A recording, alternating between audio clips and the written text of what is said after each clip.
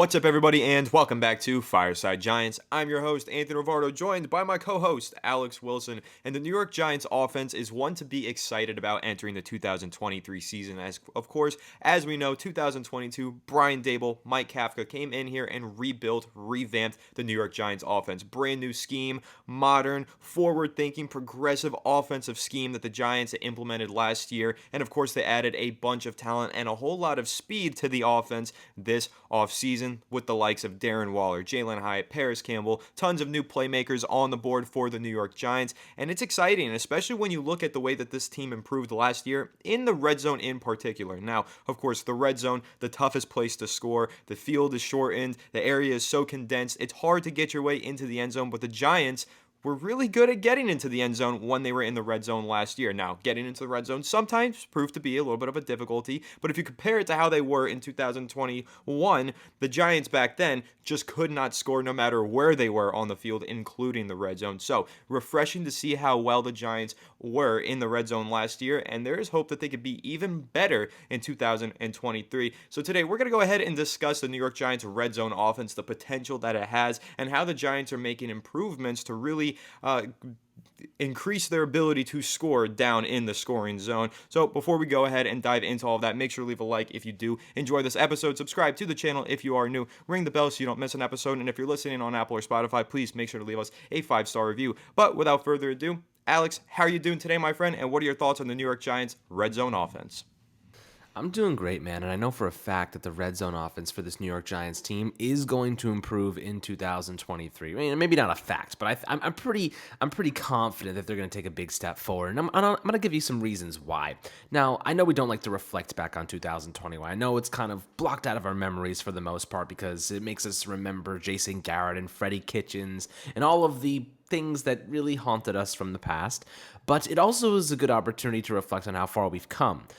Because in 2021, my friends, we had the 32nd ranked red zone offense in the game, meaning we converted touchdowns on a measly 44.74% of our opportunities. Now, fast forward to 2022. Now, we didn't get to the red zone that often, but when we did, we converted the 5th best mark in the NFL, only behind the Dallas Cowboys, the Kansas City Chiefs, the Philadelphia Eagles, and the Detroit Lions. Now, 2 of those teams, in the Chiefs and the Eagles, were in the Super Bowl. So you know we're in pretty good company up there. Now, the Giants, the next step forward is figuring out a way to get into the red zone more frequently and then maintaining that level of success with 64.81% success rate last season. It takes a lot of talent, right? Like, the Giants needed to do a couple things this offseason. We know that they had to increase their talent levels. We know they had to increase their athleticism levels. And we know they had to maintain and retain some of their top coaches. Now, Mike Kafka was obviously interviewing for other head coaching positions, but as we know, he's coming back. Now, the Giants, one of the biggest catalysts for the red zone offense last year was the creativity, the innovative mentality that Mike Kafka and Brian Daboll brought to this scheme. And you see it with the Kansas City Chiefs and that Andy Reid-led offense. The creativity they bring allows them to be a lot more productive. It allows them to convert, and it keeps the ball moving around, and it keeps them unpredictable. Red zone offense, when you think about it, you think about a condensed football field. You think about, you can't take big shots downfield. You have to find ways to operate in small quarters. And when you have, more bodies scrunched up into that smaller portion, you can move your free safeties up. You can move your cornerbacks up a little bit. You can play a little bit more aggressively. That's when things get more difficult. So if you can keep opposing defenses on their toes and they don't know where the ball is going because you have so much talent to go around, so much speed and agility, it makes things a little bit easier. So the Giants obviously go out and update their offense, adding Darren Waller, who caught 2 touchdowns on day 1 of OTAs. Now, again, it's OTAs, but something to note. Daniel Bellinger, of course, coming back. He caught 2 touchdowns as well. Jalen Hyatt, you have a really fast guy. I mean, I think, Anthony wrote an article this morning about how Tennessee's quarterback, Joe Milton, said that Jalen Hyatt might be the fastest player in the league. Now, the numbers may not suggest that, but Joe Schoen came out and said when he watched him at Tennessee that he has legit 4.3 speed. Now, when he ran his 4.4 40-yard dash, his hamstring was injured, and he was bulking up. I think he was probably the heaviest he was during the combine at that time. Maybe not the best strategy, but it kind of led him to run a slower time. but he ran like legit 4.3 speed according to Joe Shane last season while playing, that's game speed with pads on. So pretty damn impressive if you ask me. So Anthony, when you're looking at this offense, you're looking at all the variables and how successful they were last year. Adding more talent, now it's just about getting into this, red zone spot, this red zone section of the field a lot more frequently and maintaining that. How do you think the Giants can effectively do that? Well, listen, I think it's all about building the talent because I can name a few talents off the top of my head who were good red zone scorers last year. I mean, Isaiah Hodgins scored a bunch of touchdowns in the red zone last season, so you know that he's back in the starting lineup. He's going to continue to be a threat in the red zone. Wan'Dale Robinson scored a touchdown in the red zone. Of course, he went down with an injury in that game where he had 100 receiving yards in the first half. Very unfortunate injury, but once he's healthy again, I could totally see him stepping into the lineup, making a big impact in the red zone, and the same goes for another injured receiver who's getting healthy and looks really good at these practices at OTAs. Sterling Shepard, a great red zone scorer, and of course Daniel Bellinger returning from his rookie season last year. He was also a scorer for the Giants in the red zone, and of course you bring in the running backs as well, Saquon Barkley, Gary Brightwell, and Daniel Jones as a passer and as a rusher. He found many ways to get into the end zone last year, especially in the red zone. So the Giants have a bunch of threats in this offense that can score from the red zone area at any given moment, and Daniel Jones obviously being the main one because he's slinging it into the red zone. He's also rushing it into the red zone. I honestly think that Daniel Jones is the reason that the Giants' red zone offense was as successful as it was last year. Now, I think I'd give most of the credit to Brian Daboll and Mike Kafka, but in terms of the player and personnel, Daniel Jones was a true red zone threat last year, extending plays near the goal line and then finding Isaiah Hodgins in the end zone. He did that countless times. He did that a few times. And so when you're looking at the Giants' offense going into this year, it's only going to get better in the red zone because now they even have more size and more speed, which of course helps you down in the red zone. The addition of Darren Waller makes all the difference because we've talked about him so many times here on this channel, just discussing how he lines up not only as a tight end, but also in the slot and also out wide. We've talked a lot about that and what it'll mean for his production and how he can basically be a WR1 for the Giants this season, but it also says a lot about what he can do in the red zone because when you have Waller lining up in the slot in the red zone, it gives him the opportunity to just cut across the middle and give Daniel Jones a big, wide open target while Daniel Bellinger fulfills his inline tight end role. And again, we all know that he was a very good red zone threat last year. So now you have two great tight ends who can make an impact in the red zone and of course out at the wide receiver spot. So there's plenty of talent here and I think that's going to be the main difference this upcoming season. Even some of the other guys that I didn't mention, I think Slayton has the ability to catch some nice slant routes into the end zone. I think that Jalen Hyatt has a bunch of speed where you can give him an end around and watch him just fight his way into the end zone. So I think the increase in talent on the offensive side of the ball is what's really going to make a difference for the Giants offense once they get down into the scoring zone. But Alex, who are some of the newcomers that you're taking a look at going into this 2023 season that you think are really going to revitalize and reshape the Giants' red zone offense? I mean, look, the truth is, one thing I've learned over the past couple of years, this kind of mirage that the management bestowed upon us, in that you need big bodies to score in the red zone. It's not true. It's a freaking fallacy. We were always they were always trying to convince us we need Kyle Rudolph, we need Kenny Golladay. That's how we're gonna score touchdowns. Like that's how we're gonna put points on the board. It's a load of crap, guys. It's proven to be a load of crap. Most of our guys that are like the best red zone options probably are running back Saquon Barkley. You look at guys like Sterling Shepard, probably one of our more reliable guys in the red zone over the last couple of years. Wan'Dale, as you mentioned, Paris Campbell is going to probably play a big role with his speed and the gadget usability there. So, Isaiah Hodgins, 8 games, 4 touchdowns. I would say he's a big body, but he doesn't play very physical at times. I think that Bellinger is probably more of a physical nature. Waller's more physical. So, when you're looking at the Giants, it's going to be very creative. It's going to be innovative. It's going to be reliant on, Mike Kafka and Brian Daboll finding ways to get the ball in their playmakers. But now you have a lot more playmakers to get the ball to. You're not just relying on Hodgins over and over and over again. You're not just relying on Saquon Barkley. They know it's coming. The play action in the red zone is going to be awesome because they're gonna think, okay, we got to stack the box. Saquon Barkley, it's 1st and 5, 1st and goal from the 5-yard line. Second and goal from the 5 yard line. They're going to try and punch it in, and they're going to stack the box, play action. You have like 16 guys who have legit 4.3 speed. Paris Campbell, of course, you just add Jalen Hyatt, and you get Shep. You saw the clip. I don't know if you saw that clip today. He looks like he's getting back to full health. He looks really quick and fast, so love to see that from him. Wandale, hopefully he returns to full health, and he has some of the best agility on the team. And then you add in guys like Waller. I mean, for goodness sake, he's arguably the most athletic, fastest tight end in football. So there's going to be a lot of room to work with here. You have a lot of talent, a lot of creativity. It's going to be easy for the Giants to score if everything goes well, because the creativity is what gets the football in the end zone. And I wrote this today, and I think this is kind of like one of the better narratives that I'd like to push here, is that when talent is lacking, innovation can often compensate. That's what I would say for the Giants. Last year, that's kind of what displayed for me. When talent is lacking, innovation can supplement that. So when you add more talent and you maintain the creativeness, you would assume that things would ultimately get better. I think that's the equation I'm rolling with, right? We didn't have talent last year. The innovation kept us sustainable in a way in the red zone. If you add talent, you maintain and get even better with the creative and innovation. We should be converting at the similar clip, if not better. And I do believe that if we're getting into the end zone more, which should happen based on all the improvements that we've made, and hopefully the offensive line taking a step forward, and being in the second year of an offensive scheme certainly doesn't help. I think that we're going to see a lot of success this year. The Giants, obviously not a very high scoring team. I think they ranked 16th in scoring this past season. I wouldn't be surprised if they were a top 7, top 6 scoring offense next year. Like that's actually, I think that's possible for us. And that's, for what it's worth, that's without a wide receiver one. That's with a tight end you're hoping, and this is given everyone stays healthy. I'll preface by saying that, given everyone stays healthy, I think that we could be a top 6, top 7 offense in football next year, and that's without a WR1. If you go out and you find that WR1 to add to the mix, I mean, for goodness sake, you could be a top 3 offense by the time 2024 rolls around. I think that's realistic to consider. Maybe I'm being too optimistic, Anthony, but what are your thoughts on that?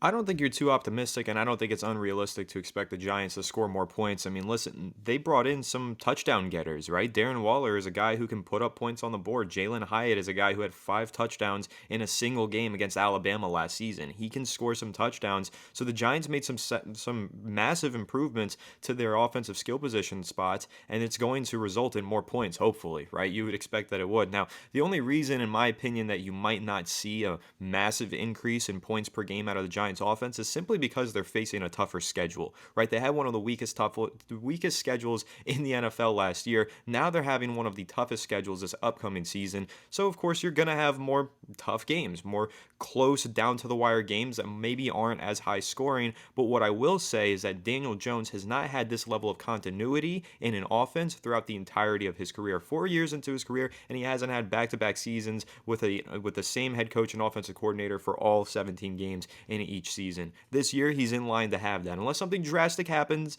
and Mike Kafka gets fired midseason, but I can't imagine that happening, he is set to have the same offensive scheme for all the way through 2 years for the first time in his career, and that's what I'm excited about because he just had a career year. He had a 1.1% interception rate, the lowest in the NFL last year. He took care of the football. He played winning football, Daniel Jones did. And now he did all that with Brian Daboll, Mike Kafka in year 1. Year 2, he's only going to be more comfortable. He's only had more time to practice in this scheme and get it figured out. And now he also has more talent to work with. So yes, the Giants are in line, in my opinion, to score more points this upcoming season. And a lot of that has to do with the comfortability for Daniel Jones. And another thing to also mention here that we really haven't talked about too much just yet is the offensive line. We're expecting Evan Neal to take a big step forward. That's going to help when you're in the red zone and you're running right side, strong side with Saquon Barkley, getting a little bit extra blocking out of Evan Neal. That's going to lead to a couple more touchdowns and red zone scoring opportunities. And then, of course, right in the middle of the offensive line, John Michael Schmitz,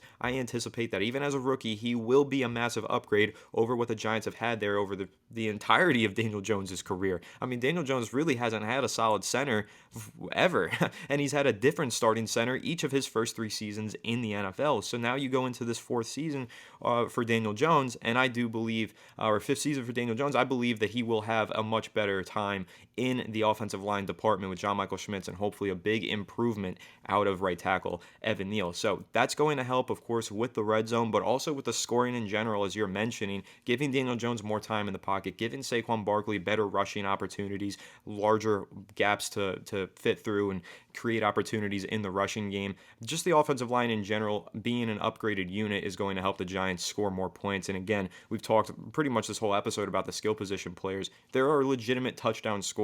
Like you do have now. I mean, Darius Slayton's returning. He scores touchdowns from long distance. But now you have Jalen Hyatt, who probably does that even better, or at least we hope that he will in the NFL like he did in college. But you have a lot of serious talent on the Giants offense that's present now that has been absent for the last several years. And Daniel Jones has only gotten better year in and year out. He's become a better quarterback every single year. And I can't expect that trend to switch up going into the season. I do believe that he will once again make, maybe it's only marginal, but I believe he will make improvements in his game and be an even better quarterback this year than he was last year, because every single year, that's what he's done. He's improved just maybe marginally or drastically every single season. So going into the second year with Brian Dable, with Mike Kafka, that continuity is going to provide Daniel Jones with the comfortability plus the added talent to really score some points this year. So, Alex, how important do you feel that is? Like, what do you think that means for Daniel Jones just to have that continuity, to be in the second year of this system with Brian Dable, Mike Kafka? I'm assuming you also think there's probably a big year in store for Danny Dimes. I mean, look, Daniel Jones, one of the most, I guess, not even underrated. I think it's underrated to people that don't know who the Giants are, don't know their style, don't know Daniel Jones. But one of the most underrated from the outside perspective when it comes to Daniel Jones is his legs. You know what I mean? Like, that's kind of an element to his game that people often forget about. And I think right now, the Giants have an offense developing here that is going to be so multifaceted, and you have such a strong tight end group now. You have such a strong running back, given Saquon Barkley plays for us, obviously. And you have such a deep wide receiver core. Right now, we don't have a wide receiver one, but I'd argue we have really good depth. Like, really, we have good wide receiver twos and really good depth. And our slot position is maxed out. You know what I mean? Like, we don't have a star there per se, but we have a lot of really good talent, and they're all different in their own respective ways. Wandale's agile, Paris Campbell's fast. Jalen Hyatt's really fast. You have guys that can do all these different things for you. Then you have the jumbo slot, right, and Darren Waller, which we've discussed multiple times this offseason. Daniel Jones, I think, is going to find most of his success. We know what he can do on the ground, and they're still going to let him do that. But Daniel Jones succeeding as a franchise quarterback is not going to be because of his legs, right? It's going to be because of his arm. It's going to be because he can rack up 300 passing yards in a game. He can throw 3-4 touchdown passes. He can march down the field using both of those elements to his game and put the Giants in position to win a football game, where in the past we've been the ones getting beaten in those close games, in those close moments. He is being given the right tools to be able to do that. Last year, he played quite well for having no support aside from Saquon, who was injured for basically the second half of the year, and a right tackle position in Evan Neal as a rookie that really struggled, right? I would argue that Daniel Jones, we saw that one really good game against the Vikings he had. That was the best game the offensive line has played in probably a decade. And like, if you go look at the numbers, it's objectively true. Maybe the New Orleans game the year before that matches slightly, but I would say that right now, that Vikings game, with the way the offensive line played and the way Daniel Jones was throwing the football with time in the pocket, showed us and showed Joe Schoen and Brian Dable that he's got what it takes to win when everything around him is performing well. And look, the reality is there's very few people on this earth. You can look at Patrick Mahomes, you can look at some of these these guys that are so talented they don't need everything to be above average or even average to win. The Chiefs' offensive line, they're good. They had a lot of problems. This guy, Patrick Mahomes, basically was playing on one ankle and still beat a stacked Eagles team. Like, there's some guys that are just like superheroes. Daniel Jones is not a superhero, but you can win with Daniel Jones if you have the right pieces around him, you have good coaching, and you have good elements to support him. I think they've realized and identified what they need to do to improve the roster so that they can get the best out of Daniel Jones. The offensive line's a priority, and giving him more receiving talent. So the Giants have tried to do that. They're banking on Evan Neal taking a big step forward, but I do think that DJ will take another step in the right direction in 2023 because we saw good flashes of brilliance from him.